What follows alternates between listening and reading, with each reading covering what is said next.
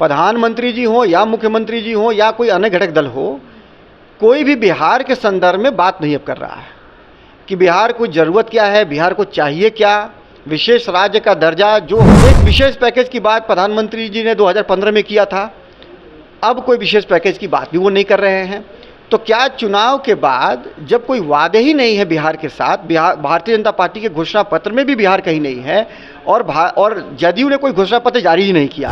लोगों का कहना है कि कहीं ना कहीं लोकसभा चुनाव जो है इसमें जदयू पार्टी कहीं नहीं दिख रही है, तो क्या पार्टी की आगे की स्थिति देकर के ये निर्णय लिया गया है कि आपने इस्तीफा दे दिया कि कहीं ना कहीं नहीं दिख रही है बिहार में? तो मुख्यमंत्री जी का जो मसला है वो पिछले 1 साल 2 सालों में जो दिख रहा है, जो आम जीवन में जो दिख रहा है कि अब वो अपने को फोर्स नहीं कर पा रहे हैं और लैक ऑफ लीडरशिप जो जदयू के अंदर है उसका बड़ा दुष्प्रभाव पड़ रहा है। उसकी वजह से डायरेक्शन नहीं है जदयू के पास। तो स्वाभाविक तौर पे जो इस तरह के फैसले, अब समझ में नहीं आ रहा हम लोगों को क्यों इतने जल्दी फैसले, कौन सलाहकार लोग हैं जो ऊपर में टॉप में ये उनको मुख्यमंत्री जी को मजबूर कर रहे हैं कि जस्ट कंट्राडिक्टिंग जो है पोजीशन लेना है कुछ ही महीनों में बदल करके। अब मान लीजिए इस लोकसभा चुनाव के बाद राजद की तरफ से कोई ऑफर मिला नहीं, कोई राष्ट्रीय जनता दल की तरफ से कोई ऑफर नहीं मिला। देश में लोकसभा चुनाव चल रहा है, 2 चरणों का चुनाव हो चुका है, 3रे चरणों का चुनाव होने वाला है। ऐसे में जो नेता है उनका जो पार्टी बदलने का जो सिलसिला है वो जारी है। ऐसे में एक नाम आज जुड़ गया है अजित कुमार सिंह का। बात करें अजित कुमार सिंह का कि तो ये जो है राजद के प्रदेश अध्यक्ष जगदानंद सिंह के बेटे हैं। तो आखिर ये जो ऐन वक्त पे आपको पार्टी बदलने का आपने कैसे जदयू का दामन छोड़ दिया? फैसला तो अभी वो दिख रहा है कि अभी फैसला मैंने लिया, लेकिन ये फैसला जो है ये दिमाग में कई महीनों से चल रहा था और विभिन्न वजहों से चल रहा था। सबसे बड़ी बात यह है कि जदयू ने पिछले 1 साल के दरमियान करीब 2 बड़े राजनीतिक फैसला लिए और दोनों राजनीतिक फैसले में कंसल्टेशन जो है कार्यकर्ताओं के साथ वो शून्य था और दोनों ही फैसला एक दूसरे के कंट्राडिक्टरी था। तो जो स्टैंड जमीन पे कार्यकर्ताओं को क्या लेना चाहिए अभी राजनीतिक परिप्रेक्ष्य में वो बहुत क्लियर नहीं था।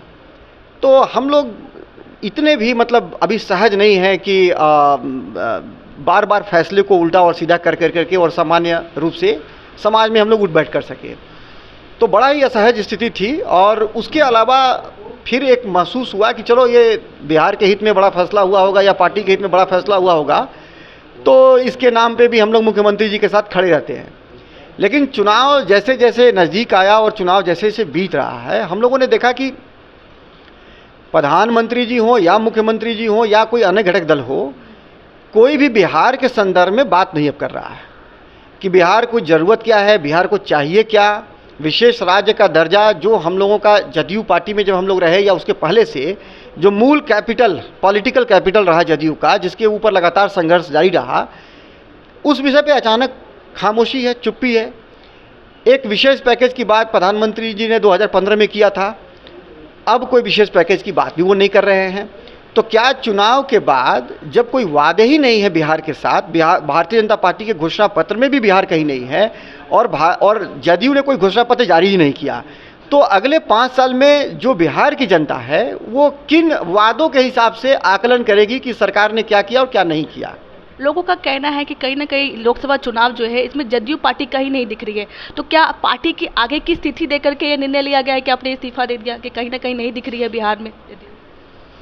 देखिए, ये थोड़ा कहना मुश्किल है कि पार्टी की स्थिति, तो पार्टी कमज़ोर हो सकती है, पार्टी मजबूत हो सकती है, पार्टी के पास सीट घट सकते हैं और सीट बढ़ सकते हैं। पार्टी इससे कमज़ोर मजबूत नहीं होती है, सीटों के बल पे नहीं।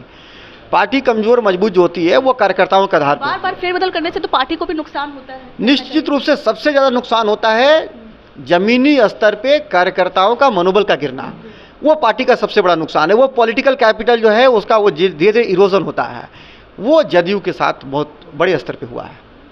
आपके पिता और भाई का जो राजनीतिक जीवन है वो राजद में समर्पित हुआ है, तो आपको कहाँ से लगा कि आपको जदयू का दामन थामना चाहिए, जदयू के साथ आना चाहिए?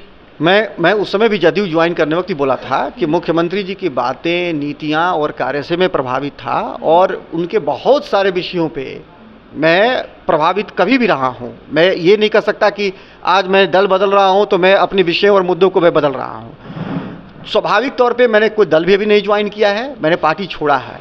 तो मुख्यमंत्री जी का जो मसला है वो पिछले 1 साल 2 सालों में जो दिख रहा है, जो आम जीवन में जो दिख रहा है कि अब वो अपने को फोर्स नहीं कर पा रहे हैं और लैक ऑफ लीडरशिप जो जदयू के अंदर है उसका बड़ा दुष्प्रभाव पड़ रहा है। उसकी वजह से डायरेक्शन नहीं है जदयू के पास, कोई नए विषयों और आयामों पर काम नहीं हो रहा है बहुत ज़बरदस्त तरीके से।